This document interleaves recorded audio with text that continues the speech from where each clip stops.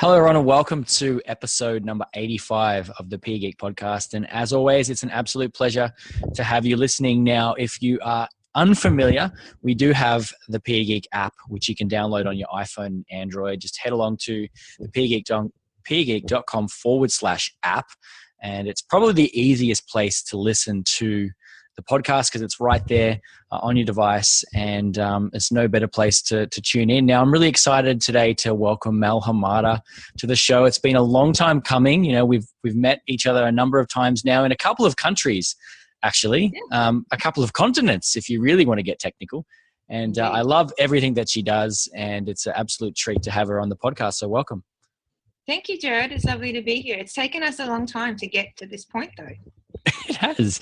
Not through lack of trying, though. No, not for lack of trying. I think it's interesting because I think you and I have been, if I think about sort of social media and getting on social media, I think I met you early in my social media days, and it's been quite a long collaboration, really. Absolutely, yeah. And you were one of our absolute masterclass rock stars at the first Connected PE Dubai conference in October, which was really great to have your involvement. And over the years, I've sort of followed the things that you've been doing, and I know that you've been around the world a lot in terms of your teaching practice and the international school scene. So where are you based at the moment? Okay. So at the moment, I am currently living in Beijing in China. We moved here in August, and I'm currently working at the International School of Beijing, which is a pre-K through 12 school. We do standards-based grading and learning from, I guess, kindergarten through grade 10, and then the kids have an option to do the diploma program from the IB in grade 11 and 12. I'm teaching middle school PE at the moment. There are 5 of us in this department, and there are, I think currently we have 23 different classes in middle school, which is grades 6, 7, and 8. Amazing. And prior to this, I mean, you've been in some other destinations. Like I know that you were in Japan before this school, and prior to that, another Asian school. Yep. So I was at Yokohama International School for 3 years, and then prior to that, we were at the United Nations International School in Hanoi in Vietnam for 7 years. And then before that, if you want to get even later or earlier into it, we were in the International School of Tanganyika, which is on the east coast of Tanzania. Amazing. So, I mean, I work with a lot of people in different schools all around the world. I've just finished our Australian workshop tour, and a number of people always ask me the question about international schools, and they're working in the Australian school system, and they're like, how do I get involved? What's it all about? How did you get involved? Like, how did you end up? What do you normally say when people ask you that question? Well, I tend to point out people who, like yourself, have come from, Australia and ended up there on in working international schools, and how they end up continually going from one to another. And once they get in the system, they sort of find that they just really love it. And so, I mean, how did you get involved? There's a short and there's a long vision. So if people are interested out there in getting international, the best way to do it would be to look up different job fairs that run. I know there's a job fair that runs out of Melbourne in December, January. They sort of change the dates depending on holidays and all the rest of it. But generally the big fair organisers are the ones to hit up. So what will happen is you'll look at their website. So for example, Search Associates is one of the big ones. You have to pay a little bit of a fee to register with an associate for your region. So if you're in Australia, you'll register with the Australian region people. And then they get you to fill out all this paperwork, which is arduous and long and processed. So don't think you can log on and do it in 10 minutes. It includes references from supervisors and references from parents, which is kind of freaky. And then they say, yes, you're ready, or no, you're not. And they really screen you quite carefully because they really want you to be successful. And if they feel that you're not going to be successful, that's a counselling process, and they'll talk you through that. But if they think you will be successful for the schools that they have at their job fair, then they'll invite you to come to the fair. And it is like a massive adrenaline rush. So you spend 2 days meeting with all these different people and interviewing, and then second interviewing or going to information booths from the school. It's all very hair-raising and scary, but also really exciting because you get to meet, instead of going to one school and having a job interview with one person. I think the last time I interviewed at a job fair, I think we interviewed with 7 different schools in one day. Yep. And everyone wants different things. So everyone, it might be that this school wants a middle school PE and this person wants a middle school and high school and this one's looking for an aquatics director, and like it's crazy. But it's really good fun because you get to really see what different schools are looking for. And then you get to sit down and sort of make some decisions, and they might offer you a job or they might not. So you go through a process of looking at what you want to do.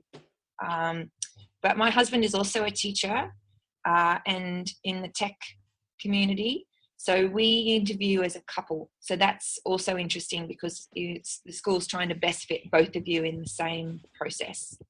Awesome. But yeah. So, I mean, they always bring in a lot of new experiences for people who, like yourself, have been quite fortunate to travel a lot as part of your work. Is that true? Yep. Or there's lots of other hats that sort of end There's up lots on of your things head? that happen. Absolutely. So depending on the school, and now not all international schools are made equally, just like I would say in Australia, not all schools are equal. Some schools I'd say are much better and more effective in terms of professional development or facilities or whatever, opportunities to live in city or country. So you have to make a decision about what's important to you. But for Clint, my husband and I, it's been really important for us to have different things in different parts of our life. So right now we've got 3 children. So it's really important that our kids have great opportunities to do all the cool things that they like to do. Mm-hmm. So we've arrived at this school, and this school has awesome professional development back up. So I was very fortunate to have leave to come to the Connected PE, and then I was able to take some of my professional development money and go to APAC in Hong Kong. Mm-hmm. And then I was also given some money to go and present at the Shape America in Boston just last month. So there's been a lot going on. Not all schools will give you time and money. They have a lot of in-service training, but generally good schools are really after your growth as a teacher because they want you to be the best you can be so that you're offering the most effective student learning for the population. So they're really, really pushing you to do better. Yeah, absolutely. And like, is that sort of connected to how you eventually ended up onto the social media community? Were you in I think so. That sort of celebrated that, and at the same time, obviously, I know Clint very extensively is heavily involved in that as well. Clint's heavily involved. Is that what sort of led you on the path? Yeah. Well, Clint met you, I think, and I think I had already sounded out around what you were doing, but I had not met you. So he met you at the Learning 2, right? Yeah. Is that where it was? Yeah, China, in Shanghai. He came back and he's like, have you heard of this Jared Robinson dude, PE Geek? I'm like, I've heard of him. And he's like, well, I've just met him and you need to do this. So I sort of sat down and got onto Twitter. I was having a look at, I think that was in 2009. And the school, I think most schools were a bit scary about social media. They weren't sure, we were doing different social platforms, and the school had to write policy around what we could do and what we couldn't do, and whether we could have videos of kids and, YouTube things. And so it was a big gray area. So I think those of us who've been on social media for a while, although we've done a lot of learning, I think our schools have had to do a lot of learning with us to write policy around use of social media and video and all those things that we're doing as part of our workplace. And I think Clint and I have been involved in a lot of those conversations and that policy writing. I'm sure you have too in your own way. Well, I mean, in many ways it's pioneering. So, I mean, you look at just by the fact that many of the people that we spoke with, are there first, you sort of have to pave the road for a lot of the things to happen. And that happened at our school, the same conversations, the same things happening everywhere. And, that's good in many ways, because it's very authentic. You're sort of doing it as it happens, and the challenges that brings up are real. We were sitting in a professional development in Vietnam, and they'd brought in this amazing speaker, and we were doing I can't remember exactly which program we were using, but we were doing a meet behind the meet, right? So we were typing out what we were saying, and there was a little back channel conversation going on, and we were doing Twitter. And then our head of school came over and told us off in the break for not, for being distracted and being on email or doing something that wasn't related. And I was like, hang on, what are you talking about? And we showed him what we were doing, and he was totally blown away by the fact that there was so much thoughtful conversation going on with questions and comments. And so he became quite, he found it then really hard to know whether people were involved in the back channeling or whether they were doing email or something else. So, but he was very apologetic and came away, I think, with his brain blown a little bit about what it would look like for teachers who are a little bit more nerdy than what was being offered right in front of us. So yeah, absolutely. So in and amongst this somewhere, you've managed to find, a bit of an interest for technology and maybe how it made things easier for you or helped you connect with someone else in a different part of the world, or how it maybe played a role in your classroom. So do you remember how that interest sort of came about and maybe one of the first things that you ever tried and explored in your teaching practice? I do. I really do. So after getting on social media and I started blogging, which was Awesome. for anybody, I know you're a big advocate of blogging, but for those people who are listening, if you don't blog, I really recommend that you do. You don't have to write stories and essays. You just need to write a little bit at a time that you can see your growth as a teacher. And if you are looking for jobs internationally, that is a great way to advocate for yourself. Just a bit of a plug there. So I was blogging and I decided that one of the things that was really in front of me when I was teaching my gymnastics class was that I was videoing the kids and they were getting a chance to watch their routines, and I was sitting with them and offering them some feedback. But some of my learning support and English as a second learner kids, they needed a lot more scaffolding and conversation than I had really had time for with lots of kids in the class. Sure. So I went and talked to some other people about this at my school, and no one was really had a solution for me. So I did a little bit more investigation and discovered screencasting. Yeah. And so then I went back with some questions for our tech people about what screencasting was and which programs our school would allow us to use with the different channels and feeds and blockages. And so I tried, I think it was Screencasting was the one that was the easiest to use those days. Was that the one? Or the Screener. I think Screener was the one I started with, but they don't work anymore. And so I screencasted each of my kids' videos. I just went and took 10 minutes to watch the video and quickly give them feedback using the rubric and the specific gymnastics language that we'd been practicing.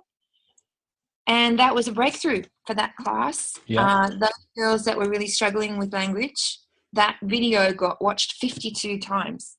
Now, I don't know whether they were watching it because they were just watching themselves and they wanted to see what they were doing. Powerful at the same time, even that in itself. Whatever they were doing. But the fact that they had an opportunity to listen and watch and correlate that together without me having to sit with them was the biggest moment for me in for that type of unit. It was just a way. It's really leverage teaching and leverage feedback in many ways. And you're sitting there and you're wondering what screencasting is. Essentially, it's you talking and having your screen be recorded. So if you can think of, in this case, it was videos that were being played and the recording over the top.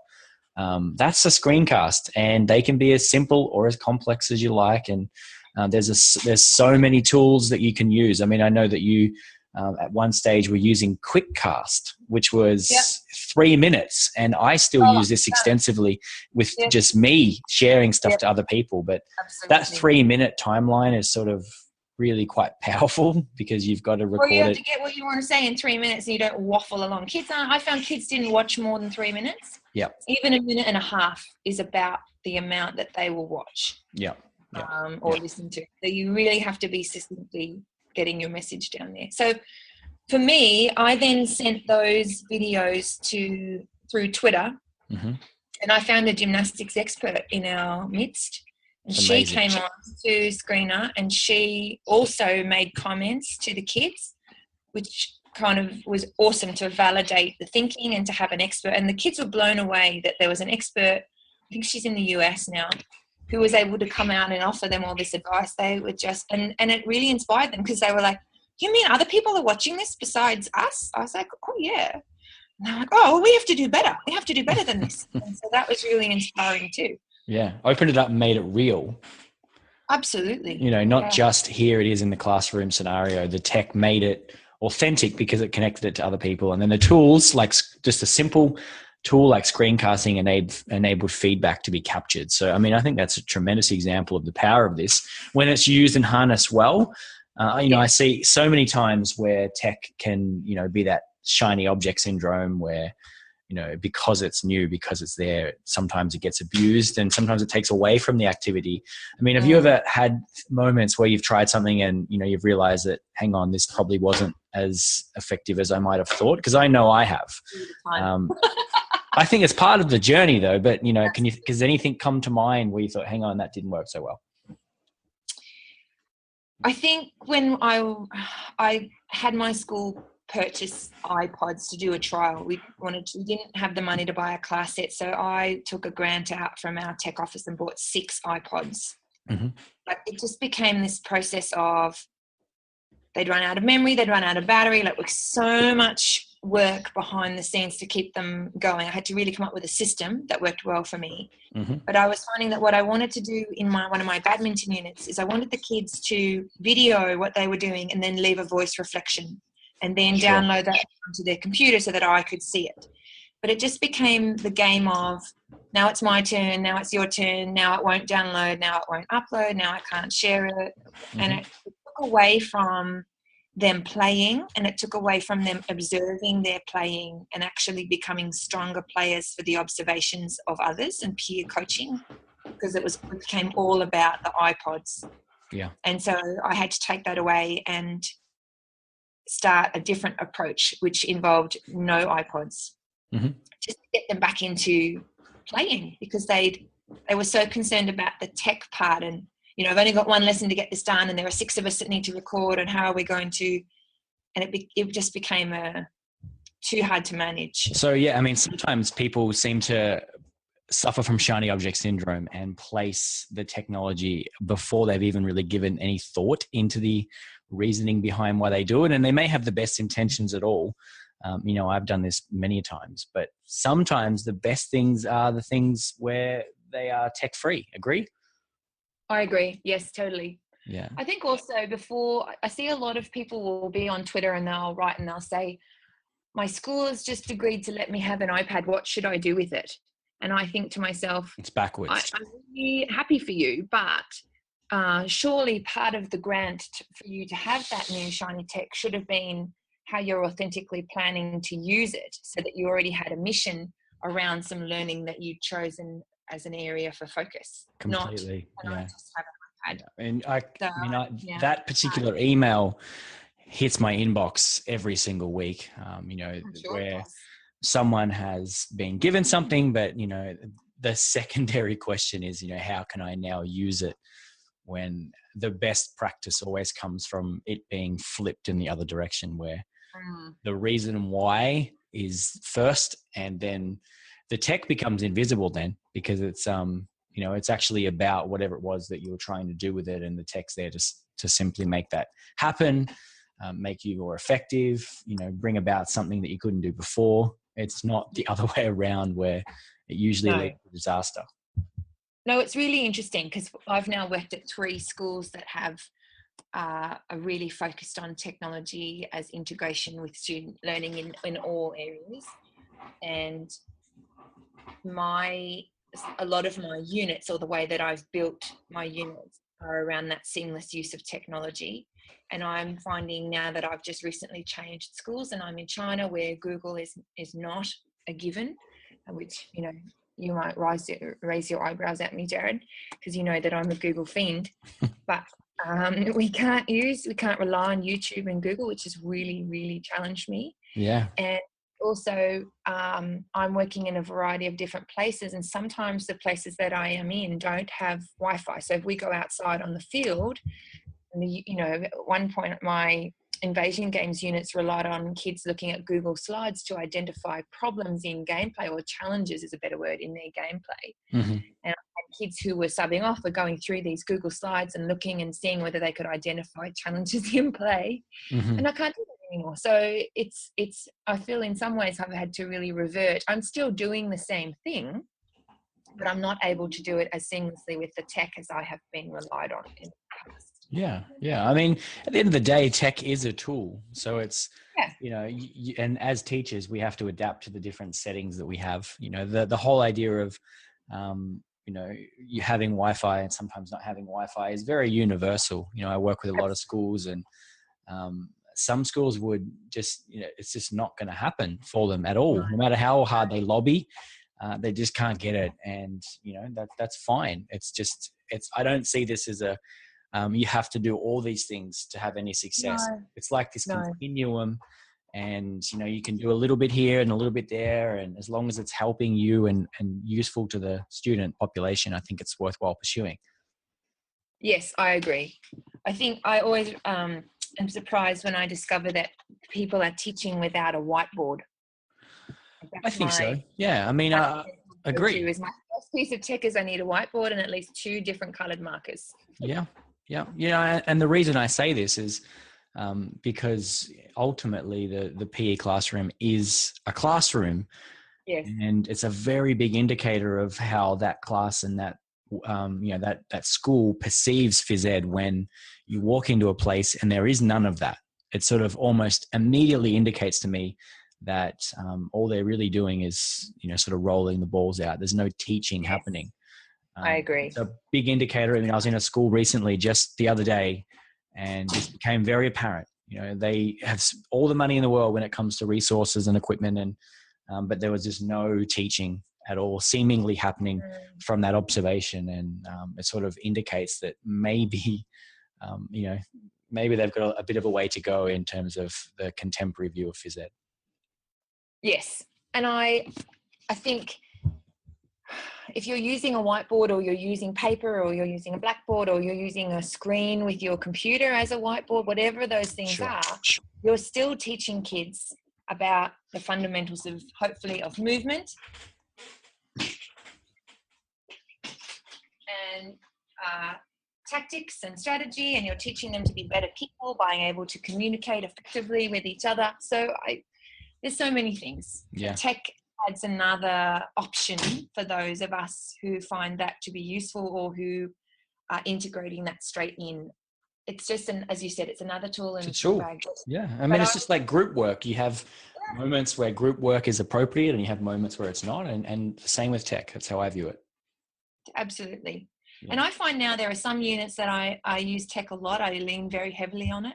And then there are some units I don't use it at all, because it's not adding to what we're doing. Sure. Absolutely agree. And I think the biggest mistake is that, people think that it has to be all in, and really there's no strategy that you use in a classroom which is all in.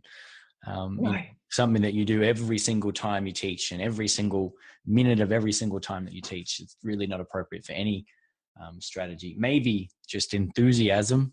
I think you need to be all in there at all the time, but it is a tool. I view it as a tool, and I know that we both agree that, and that's where the best stuff comes from. So I know you mentioned blogging throughout this particular episode, and I know that you've been heavily blogging some of your recent practice over at your site. Where do people go to read about more of the things that you're doing?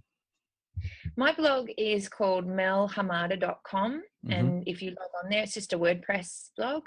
Yeah. And it's not very pretty looking at the moment. I can't find the right theme. I'm always having a fiddle around with it. But recently... You're a learner. That's why. I'm always fiddling with it. The last couple of episodes that I've been, and what I'm blogging about currently, is professional development, and looking at, I had someone come in with a GoPro, and here's another piece of learning. Okay, so I had a colleague come in and GoPro my lesson, following me. So he came in and videoed me, and I'm putting up a series where I am talking about what I have noticed and what I'm wondering about with my practice, based on the videos of me teaching, watching myself teaching, which is very humbling, I have to say. It would be. If you haven't done it, I highly, highly recommend it to you. And I think it would be awesome to get into the practice of videoing yourself. If you teach multiple grade levels, pick one grade level for the first 6 months or year, and then focus on the next one, so you can see if you need to make any adjustments to your teaching based on what you see happening with your students in your lesson. So I'm currently blogging about that, and I'm finding it to be very, very eye-opening. Yeah, it would be, for sure. I know Ben Landers in one of our previous episodes spoke about how he was doing the same thing. And again, realizing stuff that he had no idea was happening in his classroom practice, and then using that to improve it. I would imagine, very humbling. Maybe some people might find that intimidating, but at the end of the day, it could be just you that views it. If you wanted to give that to others to critique, that would be the next step. And again, would be really quite powerful to see what you're doing. I know I've seen my videos of workshop sessions that I've ran, and immediately been able to identify stuff that needs to be eliminated and things that I could improve and ramp up. So I think we assume things sometimes, and when we see them, it can change the game for us if we get that feedback. I definitely have made a lot of assumptions around what I'm doing. Yeah. And it's funny because I've been very cognizant of just simple things like body language, like trying not to put my hands in my pockets, trying not to cross my arms across my chest, and trying to be more available to the kids, because I think some body language inhibits your availability to students. Mm-hmm. So one of the things I noticed was I don't do that anymore. So that I was just like so pleased to see that. But then there are other things I'm now doing, and I was like, oh, stop doing this, and now I'm doing this instead. So I need to get on with that. But I found the most powerful way to have a look at what you're doing is to have someone come in or set up a video so you can really see yourself, and then consider what you notice and what you're wondering about, and phrase those as questions, so that you're not framing it in a negative viewpoint, or you're not biasing yourself. You're just being very open-minded to what you notice, and then what questions come to mind, so that you can really have a much bigger picture of what's happening, rather than focus narrowly on maybe one set of things. Yeah. Amazing advice. We've covered a whole host of things in this episode, right from international school job seeking. Now I've got a particular thing I can point people to when they ask, right through to, tech and some of the mistakes we've made. And then we've wrapped up with some teacher feedback. So I really appreciate you stopping by. For those of you listening, mid-interview, my puppy chewed the modem, and I lost internet connection. So what you're listening to is a recording that took place over 2 distinct periods. So I really appreciate your time on this episode, Mel. No problems. Jared, I just want to finish by saying a big thank you to you and to our social media crew, who continue to inspire me and I think hold me to a higher standard. And I really appreciate your ability to give such personal interactions to people when I know that you have a lot going on and that you have a lot of people that you're working with all the time. And I've really appreciated working with you for quite a long time now. So thank you so much. Yeah, welcome. Thank you for stopping by on the podcast. There'll be all the links to the things that Mel has mentioned, including her website, and a full word-for-word transcript over at thepegeek.com/85. And I look forward to seeing you in whatever country or continent we meet each other next. I look forward to it as well. Have a great day, mate. Look after that lovely dog of yours too. Oh, wow, I will. See ya. See you, mate.